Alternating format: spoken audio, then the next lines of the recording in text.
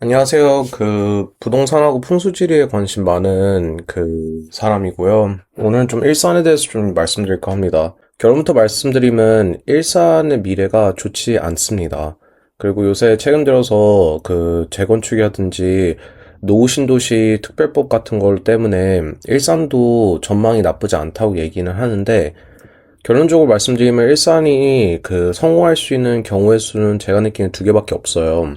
첫 번째는 뭐냐면 일단은 마곡 업무지구 자체가 포화될 정도로 발달해가지고선 어쩔 수 없이 직주 근접을 일산에서 해결할 수밖에 없고, 또 일산으로까지 마곡 하청업체들이 이주할 여지가 있으면 일산은 좀 가망이 저는 있다고 생각을 해요. 근데 여기서도 중요한 게 뭐냐면 보통 이렇게 되면 일산 구도심 위주가 이제 소위 말해서 재활성화 되기보다는 새롭게 뭐 창릉이라든지 아니면 일산 기준으로 봤을 때 상대적으로 좀 개발 여지가 새롭게 탄력받을 수 있는 그런 것들이 조금 더 직접적인 수혜를 보게 될 가능성이 높아요. 두 번째 경우의 수는 우리나라 물가 자체가 아예 통제 불능 상태가 돼가지고선 전반적으로 구축 자체에 대해서 뭐 물가 같은 걸 다 감안했을 때 수요를 집중시킬 수 있을 만큼의 뭔가 뭐 물가 변동률 자체가 조금 상승을 하면 그러면 오히려 재건축 사업성 같은 것들이 말이 될 수 있어요. 근데 이런 두 가지 극단적인 경우가 아닌 이상은 일산의 미래가 왜 좋지 않냐면, 저도 일산에 대한 애정이 굉장히 크고 그리고 또 관련 있는 사람이에요. 근데 현실적으로 봤을 때 지금 자꾸만 일산에 거주하시는 분들 같은 경우는 뭐 일산 살기 좋다, 그리고 무엇보다도 일산의 유일한 문제점은 양질 일자리가 없다고 말씀하시는데, 그거는 주민들보다 생각보다 똑똑한 정치인들도 다 알고 있는 사실이에요. 근데 누구도 일산의 양질의 일자리를 들여오고 싶지 않은 게 아니라, 기업들이 지자체 차원에서 무한정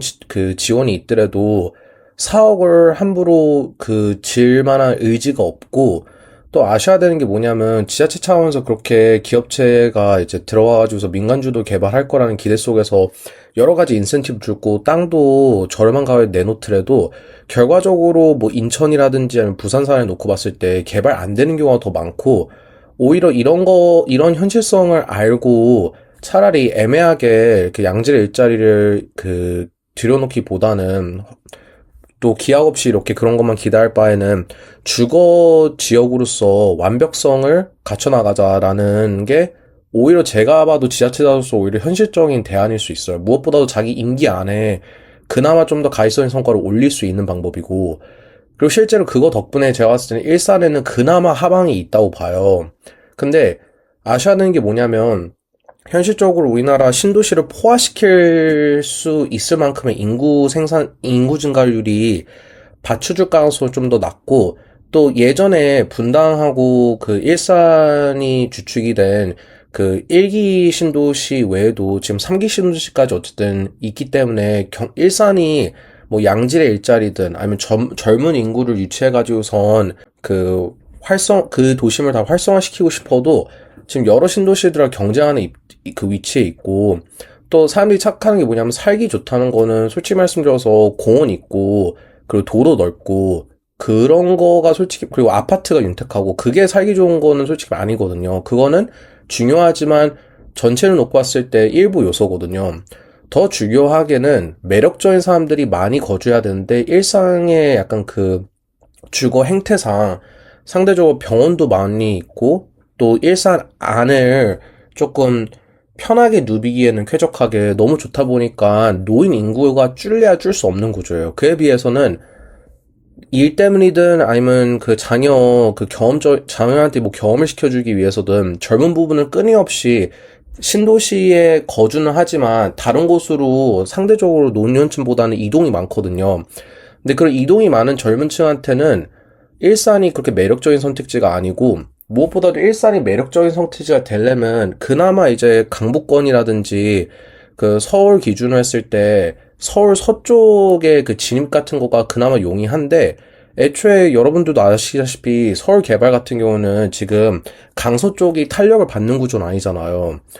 그러다 보니까 뭐 서울의 개발 지금 방향만 놓고 봤을 때라든지, 그리고 일산이 갖고 있는 장점이 어떤 측면에서는 또 장기적 단점으로 해석될 수 있는 여지와 현실, 이런 걸 모두 종합해 봤을 때 일산이 살기 좋다는 것만으로 뭔가 승부를 보기에는 역부족이고, 그 살기 좋다는 것마저도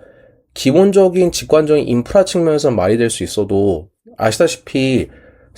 동네가 살기 좋다는 거는 인프라와 그 표면적인 아파트 모습에 의해서만 결정되지 않다 보니까 제가 느끼기에는 좀 어렵다고 봅니다. 오히려 제가 봤을 때는 일산 사람들도 일산의 힘이 빠질 거란 그 걱정은 잠시 내려놓고, 정말 영혼 끝까지 서울의 강서 쪽하고 무엇보다도 마곡지구가 정말 폭발적으로 그 지역을 포화시킬 만큼 발전하기를 정말 제가 봤을 때는 기도하는 게 더 오히려 현실적인 것 같고, 애매하게 일산에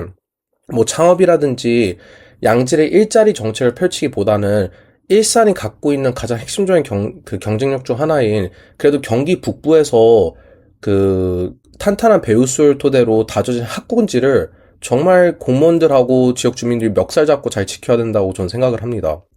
오히려 애매하게 일산에도 뭐 대기업이 입주할 수 있다, 양재 일자리가 들어갈 수 있다고 호도하는 거는 지역 주민들을 속이는 것 같고, 그리고 지역 주민들도 정치인들이 멍청해서가 아니라 생각보다 본인들보다 훨씬 더 많은 그 지역 개발 자료들을 토대로 생각보다 어쩔 수 없는 선택을 하는 경우가 굉장히 많다는 걸 또 저도 개인적으로 요새 많이 확인하고 있거든요.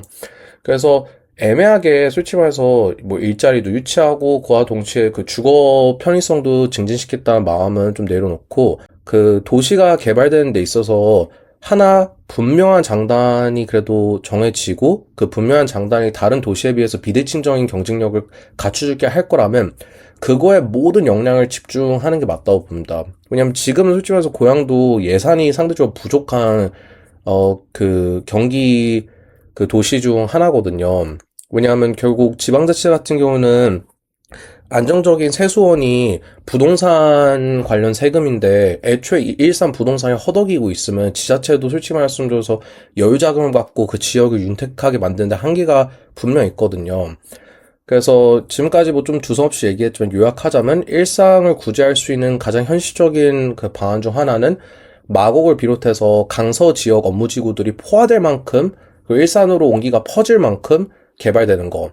두 번째는 애매하게 일산 자체적인 일자리를 유치하기보다는, 기업들은 어차피 뭐 애매한 인센티브 준다고 어차피 안 오고 그냥 그 지역이 마음에 들어야지 가거든요. 근데 일산은 지금 노년 인구도 많고, 그리고 애초에 구매력도 그 높은 도시도 아니다 보니까 제가 느끼기엔 차라리 주거지로서 어떤 완벽성을 차별점 있게 그 거주민들한테 제공할 수 있을지 대해서 진지하게 생각해 보는 게 좋고, 제가 느끼기에는 가장 현실적인 대안 중 하나는 그래도 일산이 검증된 학군지가 있다는 거기 때문에 그 매력 포인트를 잘 살려야지만 운중, 창릉, 그리고 앞으로 강남 중심의 서울 개발 그 여파에서 그 밀려나지 않을 수 있다고 생각합니다.